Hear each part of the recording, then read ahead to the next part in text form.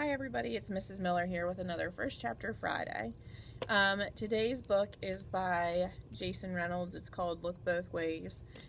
It is a really great book. It's a collection of short stories about walking home from school every day. I used to walk home from school when I was in middle school. Well, it was kind of a middle high school, but anyways, I would walk home. And I had some interesting stories as well. And I remember those days fondly of walking home from school. I didn't like it, but I kind of wish I could walk home from school now. Anyways, it's a really, really good book, and these are all short stories, like I think I said. And the stories kind of intersect each other. In one story, you hear about how they walked past this one house, and there was a chunk of roses missing from this rose bush, like somebody just pulled them off the rose bush. And then you find out in the other story what happened to those roses. So it's a really good book. In every chapter, they talk about a school bus falling from the sky. And it's funny too, I think. And each chapter is a street. There's 10 chapters.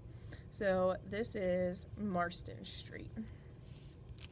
This chapter is called Water, Boogers, Bears. This story was going to begin like all the best stories, with a school bus falling from the sky. But no one saw it happen. No one heard anything. So instead, the story will begin like all the good ones, with boogers. If you don't get all them nasty, half-baked goblins out of your nose, I promise I'm not walking home with you. I'm not playing. Jasmine Gordon said this like she said most things, with her whole body. Like the words weren't just coming out of her mouth, but were also rolling down her spine. She said it like she meant it. Said it with the same "don't play with me" tone her mother used whenever she was trying to talk to Jasmine about something important for her real life. And Jasmine turned the music up in her ears real loud to drown her mother out, and scroll on, scroll on. If you don't take them earbuds, earphones, or whatever they called, out of your coconut head, it's going to be me turning up the volume in the bass, and I ain't talking about the music. That tone. Jasmine's booger removal warning was aimed at her stuffy-nosed best friend, Terrence Jumper, TJ. Well, Jasmine called him her best friend, who's a boy, but she didn't have best friends who were girls. So TJ was her best friend. And she was his. Been like that for a long time, since he moved on to Marston Street, 3 houses down from her. Since the only way their mothers would let them be walkers was if they walked together, because they were the only kids who lived on their block. Since 6 years, so since forever. The bell rang, and Jasmine and TJ had just left their last class of the day, the only class they had together, life science, with Mr. Fantana. You been back to school for 2 days and you already starting with me? TJ spun the black lock dial confidently, like he could feel the difference in the grooves, and would know when he landed on the right numbers. How could I not? Look at them things. Honestly, TJ, I don't even know how you breathing right now. Jasmine continued. Their lockers were right next to each other, luckily, because Jasmine, unlike TJ, turned her lock with intense concentration, glaring at it, as if the combination could up and change at any second, or as if her fingers might stop working at any moment. And if, for some strange reason, either of those things happened, at least she knew TJ was right there to help. TJ shrugged, tossing his science book onto the floor of the metal closet, the smell of feet wafting up from it like a cloud of dust, unsettled and unsettling. The floor of his locker was littered with empty snack bags that Jasmine had slid through the door vent between classes over the last 2 days. Trash. Yes. But Jasmine and TJ called them friendship flags, the litter of love. And because Jasmine had been gone for a while, they were basically notes that said, "I've missed you," in Cheeto dust. Then, finally, with a hardened snot like tiny stones rolled in front of the entrances of his nose, TJ turned the bottom of his shirt up and mopped it. A streak of slime smeared across his lips as he swiped and pinched and dug, just enough for it to count as a dig, but not enough for it to count as digging. TJ tilted his face upward so Jasmine could get a clear line of sight into his nostrils. "Better?" he asked, half sincere, half hoping there was more booger left, and that it was somehow making a mean face at Jasmine.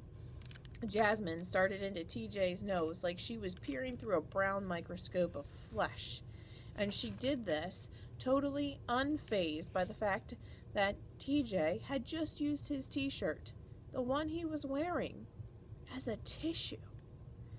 And why would she be bothered? Not that it wasn't disgusting. It was. But she'd known him a long time, had seen him do things that made boogers on the bottom of a t-shirt seem like nothing more than an added decoration. Booger bedazzle. A little flavor for his fashion. Had seen him use his fingers to pick gum off the bottom of his sneakers. And hers. And, of course, nothing would ever be the time he clapped a mosquito dead right when it had bitten him, and then licked the fly slime off his arm. That one Jasmine had dared him to do. Paid him $1 for it. Worth it for both of them. "You know, I can see straight through your brain," Jasmine said, pretending to still be examining, "and it turns out there's a whole lot missing." She plucked TJ's nose. "Psych, psych, psych, now you good. I guess I can be seen with you now. Whatever, locker slam. I mean, we all boogers anyway. You might be a booger, locker slam, but me, I ain't no booger." "That's what you think," TJ went on as they swapped backpacks. His was light. Jasmine's was packed with every class's textbook and all the world's notebooks. Makeup work. She could have carried it herself, but TJ was concerned about her back, about her muscles, because she was still recovering from the attack. They headed down the crowded corridor, noisy with sneaker squeaks and thick with end-of-the-day funk. "See, I've been thinking about this. Boogers ain't nothing but water mixed with, like, dust and particles in the air and stuff like that." "How do you know?" Jasmine interrupted.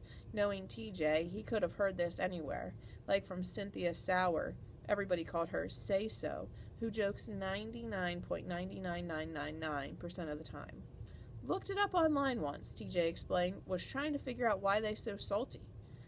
"Wait." Jasmine thrust a hand up, as if walling off the rest of TJ's words. "You eat them?" "Come on, Jasmine, it ain't fair to hold my past against me. Dang." TJ shook his head. "Now, if you done interrupting, let me continue with my hypothesis." He broke hypothesis down into fragmented words to put some spice on it. Hypothesis. So, boogers are basically water and dust. He put a finger in the air. And human beings are mostly water, right? Ain't that what Fanta said at the beginning of the year?